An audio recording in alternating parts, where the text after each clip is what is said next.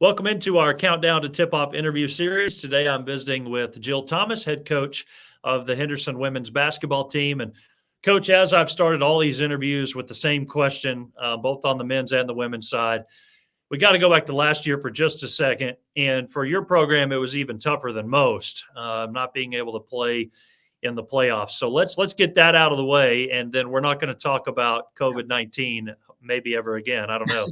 As I told somebody else, until the GAC asked me to write a documentary about it. But your thoughts on last year? How do you kind of move on from that? What positives have you found, and where has it led you to where you are now? Well, Michael, I could write that documentary for you. Good. You'll help me. I'll start on that. Yeah, what a year. I mean, looking back at it, it was a year for the ages. There's no question that, like I said, I could write a book on it. The highs and the lows, the extremes of everything that our team went through was so much. That team last year was already going to be asked so much of them, right? We're coming out of a time where Henderson basketball was the same faces for 4 years. So now we're going to ask freshmen like Gracie Raby, actually for our Tamia Templeton, Sunny Martin, to go from freshmen to starting roles with a lot of minutes and who didn't play very much the year before, and to, hey, this is your show now, you got to run with it, right? And so then we enter that year, and next thing you know, we're in the pandemic. And it was just absolutely crazy. I think any basketball coach will tell you that we're crazy. Us basketball coaches, we're crazy. We like control. Like, we like to know what's going on. We like to know scouts and what's next. And COVID was a year where you don't know any of those things. I think anyone who knows me will tell you I'm crazy. So I don't know how to slow down, right? I'm all go all the time. And COVID was a year that slowed me down too. So there was a lot of learning in that. And we entered that season and we had a really, really long preseason, which back then, a year ago, we hated, right? We didn't have contact in Arkansas for 6 of those first weeks. And so our players are just having to run and do non-contact drills. And then we get a little bit of contact. And now here we are a year later where I'm like, oh my gosh, I want more time. I want more time, right? That preseason was amazing, but I hated it then.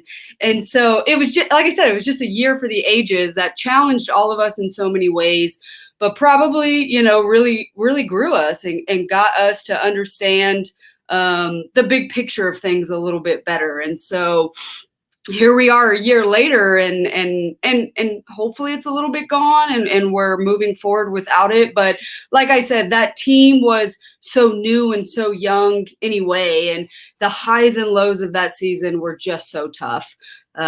We had such a young group, and we started off so rough, and I'm so proud till this day, no matter what happens in my future as a coach, what we were able to do second part of that season was so tremendous. We finally got it figured out a little bit.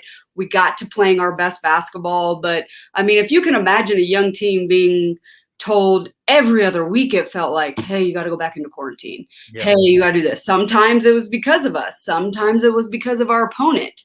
And I mean, I was just really big in is if we're contact traced or somebody on our team has it, our kids are around each other, whether we're in contact practice or not.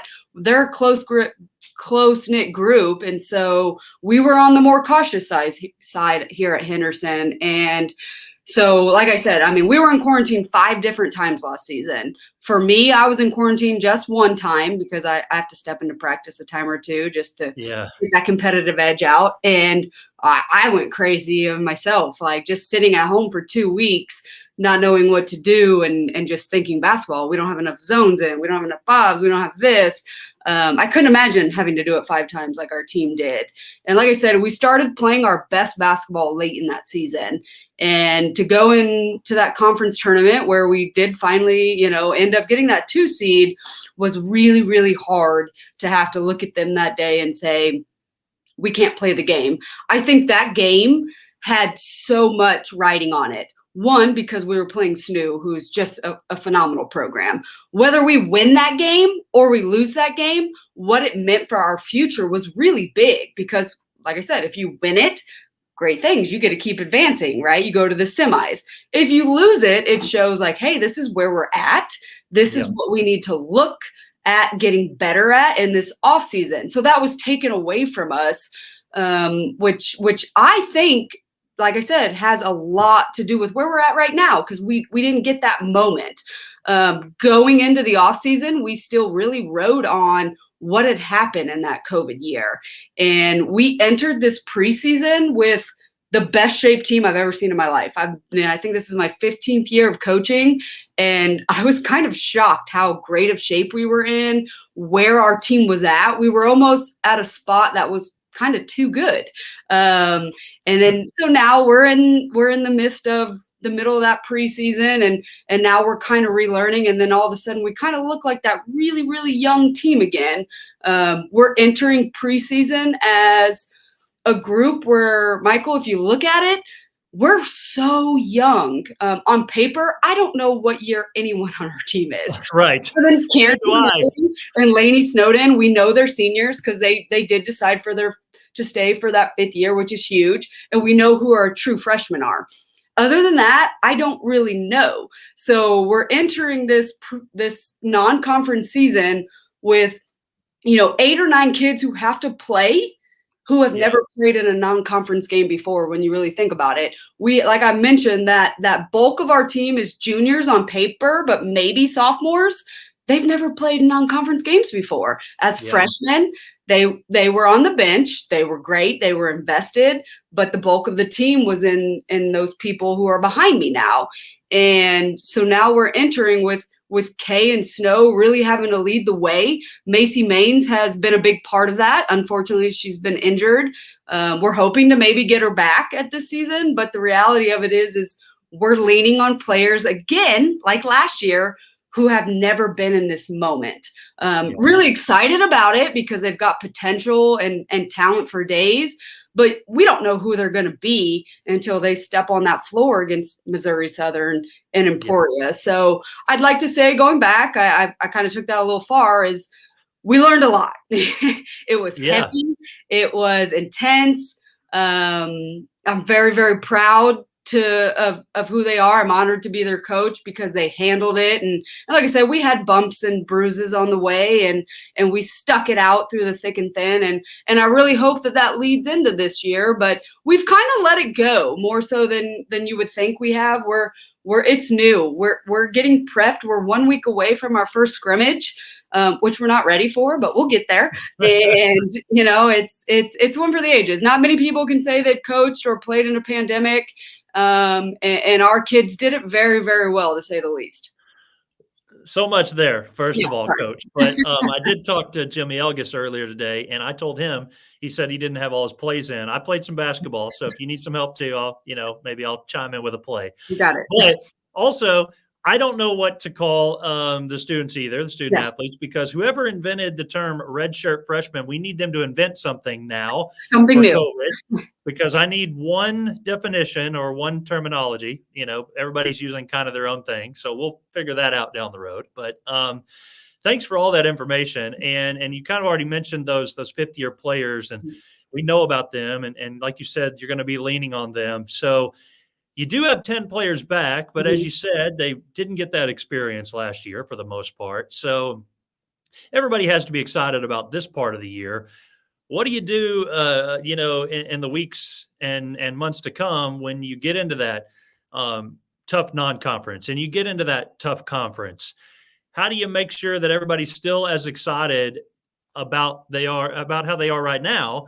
Because we have learned something, that it is valuable and that we don't always get this opportunity. So how do you make sure you reiterate that down the road to your team when things get tough?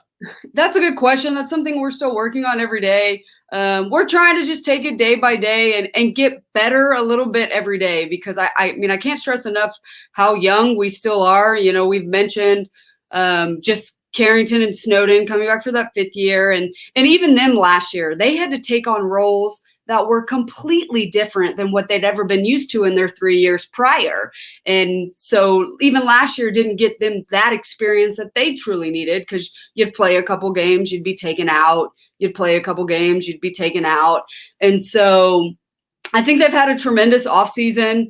They've done what they needed to do leading up until this point. They get it. I think we need them to stress that with the other kids a little bit more. But I think all of us, we don't really know who our team is until we really go up against someone else. I wish that we could say like, hey, this is what we've got right now, and we feel good about what it is, and our depth is better than it's ever been here at Henderson State. But until we really step on that floor and go against these non-conference opponents, you mentioned the league play. I mean, you could talk about that for a second. You have, your top 5 teams prior to 6 through 12. They've all won a championship in the last 5 years, whether it's regular season or non-conference.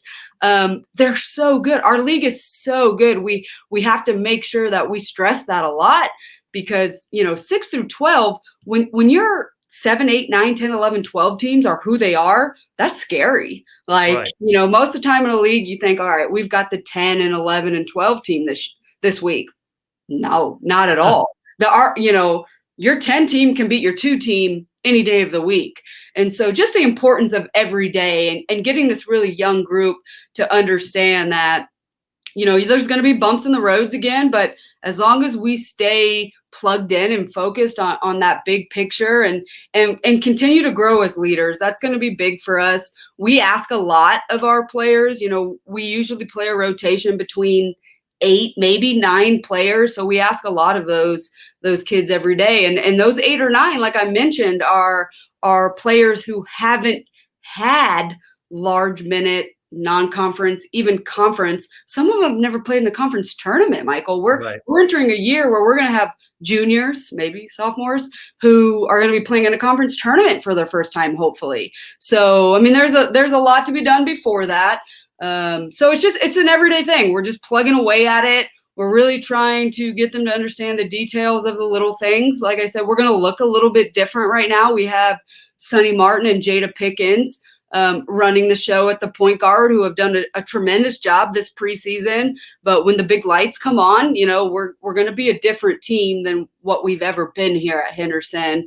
And, I love what our team's doing right now, but we're excited to get to play someone different, and we're going to learn each step of the way as we do that to kind of see where we're at.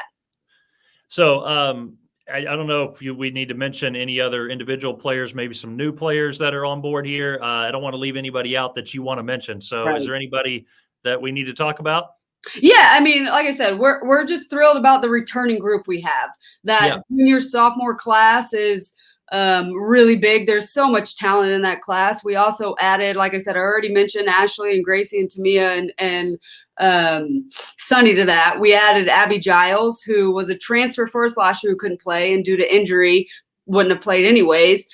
She adds a different dynamic to that. And then Jada Pickens and JJ Edens were freshmen last year, so they know nothing about this non-conference stuff. And then in our recruiting class, we really wanted to get a little bit bigger. We're small. We wanted to add some depth inside because we just had never had that. And so we got a couple kids out of Texas. Bobby Basil was a big one we went after, and she's got a huge upside. And there's just a lot of them that we are going to continue to work with every day and plug in. And, we're just really excited about where we're at and who we have on this team.